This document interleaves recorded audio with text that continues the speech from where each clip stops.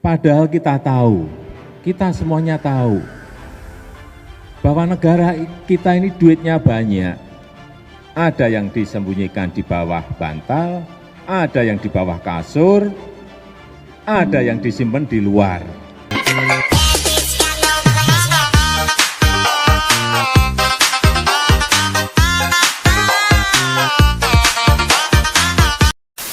Guys, kebijakan pemerintahan Presiden Joko Widodo yang akrab disapa Jokowi telah menjadi sorotan utama dalam berbagai aspek pembangunan dan ekonomi di Indonesia. Salah satu kebijakan terbaru yang menarik perhatian adalah inisiatif yang berdampak besar pada hubungan dengan negara tetangga Singapura. Kebijakan ini dikabarkan akan menggoncang Singapura dengan nilai proyek mencapai rupiah 2.478 triliun dan tampaknya memperkuat kerjasama antara kedua negara. Jokowi yang menciptakan dampak signifikan pada hubungan Indonesia dan Singapura. Bagaimana proyek besar ini dapat memberikan manfaat bagi Indonesia serta dampaknya pada hubungan bilateral dengan Singapura. Bagaimana reaksi dan tanggapan dari pihak-pihak terkait baik di dalam maupun luar negeri terhadap pelaksanaan kebijakan ini. Semua hal ini mengarah pada kesimpulan tentang harapan dan proyeksi ke depan mengenai dampak kebijakan Jokowi ini bagi Indonesia dan hubungan bilateral dengan Singapura. Jadi saya tertarik dengan judul di videonya yang berjudulkan Kebijakan Jokowi Kembali Goncang Singapura 2.478 triliun siap kembali ke RI. Dan ini dari channel Info Awibisana. Seperti biasa, mohon teman-teman subscribe channel ini, like, komen, dan share ya. Tanpa basa-basi, kita sama-sama simak di video pada kali ini.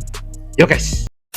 Padahal kita semuanya tahu bahwa negara kita ini duitnya banyak.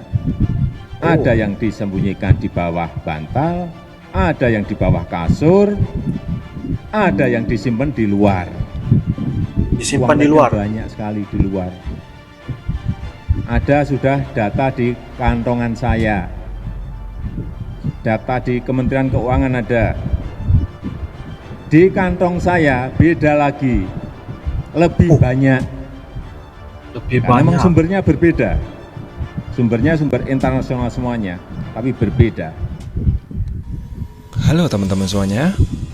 Pada masa pemerintahan Soeharto, tepatnya pada tahun 1982 ya, Indonesia menerapkan sistem devisa bebas, di mana perpindahan aset dan kewajiban finansial antara penduduk dan non-penduduk termasuk aset dan kewajiban luar negeri antara penduduk itu dibebaskan. Entah apa alasannya, admin kurang tahu. Jadi admin tidak mau berspekulasi nih dalam hal ini. Namun yang jelas, kebijakan ini penuh kontroversi karena banyak kalangan yang menganggap kebijakan ini lebih banyak merugikan bagi Indonesia. Mengutip dari CNBC Indonesia Intelligence Unit atau CIIU, bahkan dalam 8 tahun terakhir sejak 2014 hingga 2022 ada sekitar 2.478 triliun atau sekitar 167 miliar US dollar dana hasil ekspor dari eksportir asal Indonesia yang disembunyikan di Singapura. Meski ada negara-negara yang menerapkan rezim devisa bebas seperti Singapura, Hong Kong, dan lain-lain, jika ditelaah lebih dalam, sejatinya sistem itu cocok bro dengan negara-negara yang mengandalkan sektor jasa. Namun tidak seperti negara kita yang masih mengandalkan sumber daya alam. Jadi begini bro, para eksportir dari Indonesia melakukan ekspor ke luar negeri, tentunya mereka mendapatkan devisa atau untung lah bahasa gampangnya. Namun sayangnya nih, devisa itu bukan dibawa pulang ke Indonesia, melainkan ditaruh di Singapura. Mirisnya, menurut sumber CIU, Bank Indonesia mengerti betul statistik arus uang keluar masuk. Jumlah DHE atau dana hasil ekspor yang dikonversi oleh eksportir Indonesia itu tak lebih dari kisaran 10 hingga 15% saja dari penjualan ekspor mereka. Dampak serius dari kegemaran eksportir menyimpan dananya di perbankan luar negeri, dalam hal ini Singapura ya, berkah surplus perdagangan Indonesia selama 35 bulan berturut-turut tidak membekas atau tidak dirasakan oleh rakyat Indonesia. Dana hasil ekspor yang disimpan di perbankan Singapura umumnya berasal dari ekspor dua sektor usaha, yakni pertanian dalam hal ini minyak sawit atau CPO dan ekspor tambang minerba yang didominasi oleh batu bara. Nilai dua sektor usaha dalam kelompok ekstraktif tadi mencapai 4.822 triliun yang mencangkup 25,75% pada PDB tahun lalu. Namun yang Banyak, mengenaskan Bos. adalah kontribusi eksportir ini kepada penerimaan negara terbilang sangat minim. Tanpa sama-sama menghitung setoran pajak penghasilan, para ekspor minerba hanya membayar royalti dan pungutan lainnya berupa pendapatan negara bukan pajak atau PNB sebanyak rata-rata pajak. sekitar 34 triliun per tahun sejak 2014, atau dengan kata lain, kontribusi tersebut hanyalah 1,8% terhadap penerimaan negara. Ini sama saja bro dengan perampokan terhadap sumber daya ekonomi Indonesia. Sedih bro jika melihat data ini. Sedikit Bagaimana saja. ceritanya, negara sekecil Singapura mempunyai cadangan devisa yang lebih besar hampir 3 kali lipat dari negara sebesar kita Indonesia. Sebenarnya, banyak tokoh-tokoh yang menyarankan rezim devisa bebas ini dicabut. Setidaknya diganti menjadi rezim devisa bebas terkontrol seperti yang diterapkan oleh Thailand dan Malaysia. Namun kembali lagi, entah asalnya nih, silih berganti presiden namun tidak ada yang kunjung menggantinya. Dan baru sekarang bro, ada niatan mengganti sistem ini. Pada bulan Desember 2022 kemarin, ada wacana tuh yang beredar di publik bahwasanya pemerintah akan mengeluarkan aturan baru yang memaksakan Ibu Mulyani. eksportir menyimpan dolarnya di dalam negeri.